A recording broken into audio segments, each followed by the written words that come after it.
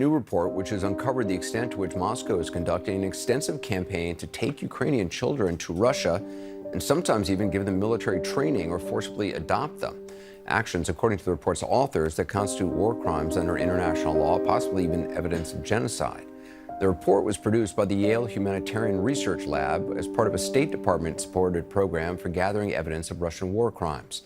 It identifies 43 facilities that are a part of a network stretching from the Black Sea to Siberia. Their primary purpose appears to be political re-education. Nathaniel Raymond is the Humanitarian Research Lab Executive Director and oversaw the report. Nathaniel, I saw you call this an Amber Alert for Ukraine's children. Can you just explain what you mean?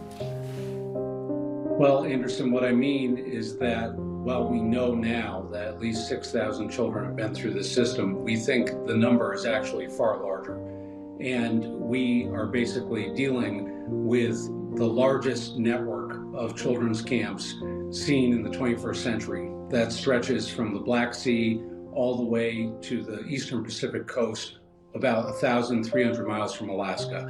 And so in these 43 facilities, we have 4-month-olds all the way to 17-year-olds, many of which have not been able to contact their parents in months. I mean, how is this organized? Who is in charge of this? How high up does this go in Russia?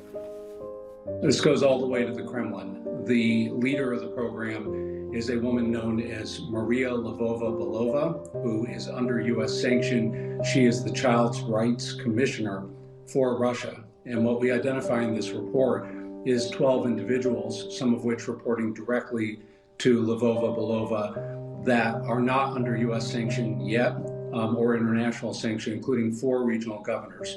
And this is very important.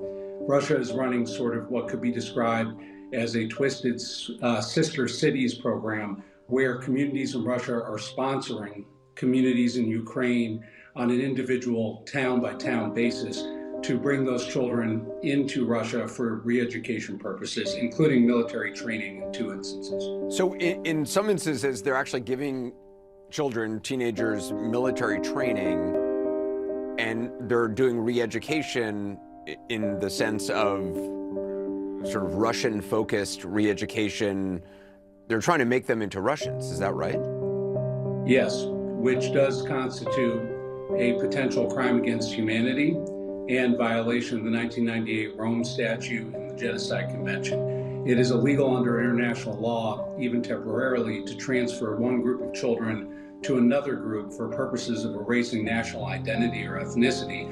That was actually the first trial held at the Nuremberg tribunals against the Nazis after World War II. The Russians, at least some in the government, they seem proud of this. I mean, it's not as if they are doing all of this in secret. They are embracing this as like a national project, it seems. 100%. The primary audience here for what is dubbed a humanitarian project can be described as a performance for Russia's domestic citizenry. At the end of the day, this is part of an effort to rebrand the invasion.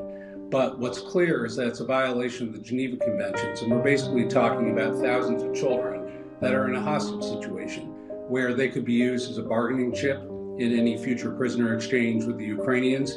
And first and foremost, the Russians had an obligation under Geneva Convention to move them to a third-party country, not to Russia. That right there, no matter how long they stay, makes this a war crime.